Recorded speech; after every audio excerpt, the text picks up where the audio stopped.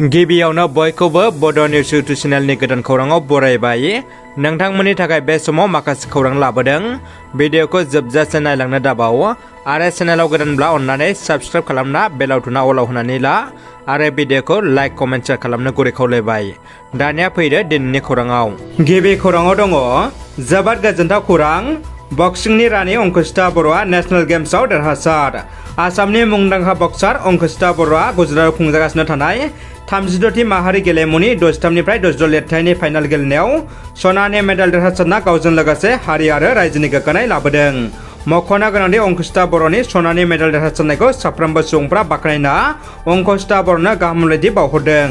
आसाम रायजो बिजेपिनि गाहाय मावख'खौ गोहोआव फैब्ला फोजोबस्रांनो बुंदों भुपेन बराया।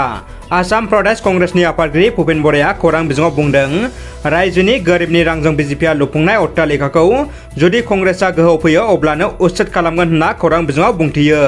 मिरु नखर मन्त्रि अमित शाहा आरो बिजेपिनि हादरारि आफादगिरि जेपि नाड्डाया जेब्ला रायजो बिजेपिनि गाहाय मावख'खौ बेखेवहोयो अब्ला बे गेदेर मावख'खौ लाना रायजोआव गोबां चर्चा जादोंमोन। बर' माहारिनि सासे गोख्रों समाज सिबियारि राजखान्थिगिरि आरो एबसुनि गायसनगिरि गाहाय नेतारि मानगोनां रुंसारि कनकेसर नार्जारि बिथांनि दिनै रुंसारि सान। बिथां गेदेमानि रुंसारि सानाव बिथांखौ बर' हारिया गोसोखांहरो। बिथाङा बर' माहारिनि थाखाय होलांनाय बिहोमाया अराय जोंनि गेजेराव अरायबो गोसोखांथाव जाना थासिगोन। दानिया फैदो गुबुन मोनसे खौराङाव। एनडिएफबिनि गायसनगिरि आफादगिरि बर' हारिनि सासे बिर जोहोलाव रन्जन दैमारिया जोबथे साननिफ्राय गैया जों खौसे जायैनि थाखायनो बे बाथ्राखौ बुंदों एनएलएफबिनि दैदेनगिरि आइबि बुंथिग्राया। बिटिआर गोरोबथानि उनावबो बिटिआर गोरोबथानि सासे मैखोम सागानगिरि रन्जन दैमारिनि जोबथेसालियाव थानायखौ साफ्रोमबो बर' फिसाफ्रा खुदिसारदों।